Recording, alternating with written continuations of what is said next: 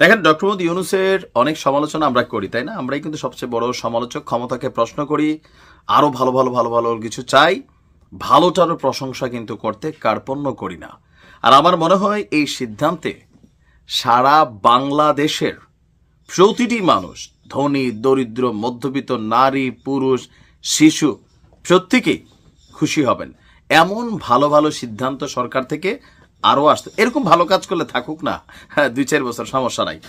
যাই হোক, কেন দেখেন, আমরা যারা ইউরোপ আমেরিকা অথবা মধ্যপ্রাচ্যের দেশগুলোতে বসবাস করি, আমরা সবাই কিন্তু জানি taxi bus rail station truck আপনি যেইগুলোতে চড়েন, একটা জিনিস এখানে কানেক্টেড, সেটা হচ্ছে প্রযুক্তি, মানে ক্যামেরা। একটা বাসে কে কে উঠছে, কে কে নামছে, এই জিনিসগুলো কিন্তু বাসে থাকা সেই ক্যামেরা দিয়ে আইডেন্টিফাই হয়। আর আমাদের বাংলাদেশের মতন দেশে বিভিন্ন যে দূরপাল্লার বাসগুলো আছে, যেগুলো 5-7 ঘন্টা অথবা নাইট কোচ, এখানে বেশিরভাগ সময় দেখবেন যে যাত্রী বেশে বাসে ওঠে। প্রথমে ওঠার পরে সেইখান থেকে কি করা হয়, যে আপনার ডাকাতি হয়, নানান ঘটনা ঘটে। ঢুকার সময় তো পাবলিক বোঝে না, সো পরবর্তী সময় এদেরকে আইডেন্টিফাই করা এটা অনেক কষ্টকর হয়ে যায়।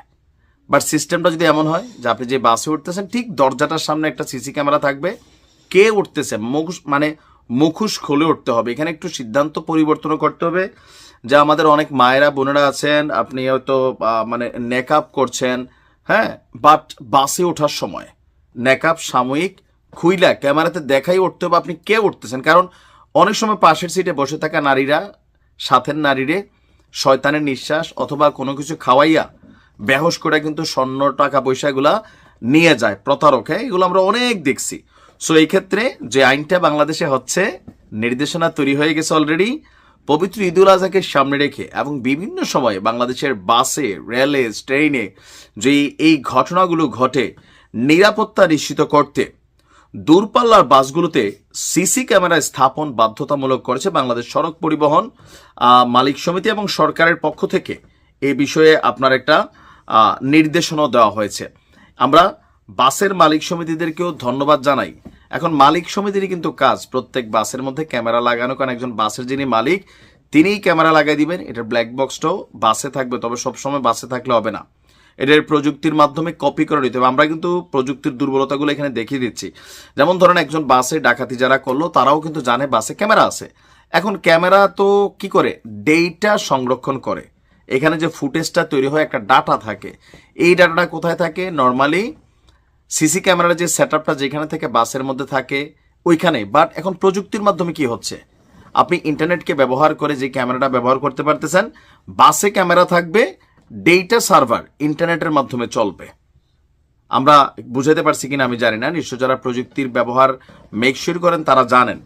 এই যে আইপি ক্যামেরাগুলা, আপনি ক্যামেরা লাগাইছেন এক জায়গায়, ডেটা সার্ভারটা আরেক জায়গায়। সো এই ক্ষেত্রে প্রয়োজনে আমাদের বুয়েটের সহযোগিতা হোক, টেকনোলজি যারা মেনটেন করে বিটিআরসি তাদের সহযোগিতা হোক, প্রত্যেকটা বাসের ব্ল্যাক বক্স যেগুলো বাসগুলোর দূরপাল্লার বাসগুলোর এবার নির্দিষ্ট এলাকার মালিক সমিতি হোক বা সরকারিভাবে হোক, যে বাসের সার্ভারের ডেটাগুলো এখানে জমা থাকবে। কেন, নয়তো হবে কি, পুরা বাস ডাকাতি করে যাওয়ার সময় ক্যামেরাটা নিয়ে যাবে। যেমন ধরেন আমাদের বাড়ি ঘরে যখন এখন ডাকাতি হয়, চুরি হয়, আইসে প্রথমে ক্যামেরাটা ভাঙা ফেলে, তারপর যাওয়ার সময় হার্ড ডিস্কটা নিয়ে যায়, বা ক্যামেরার যে মেমোরি কার্ডটা আছে এটা কিন্তু খুইলা ফেলে চোর ডাকাতরা।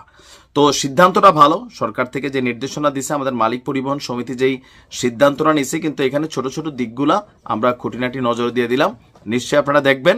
আর যাই ভালো কাজ হবে এই সরকার এটাকে অর্জন করবে।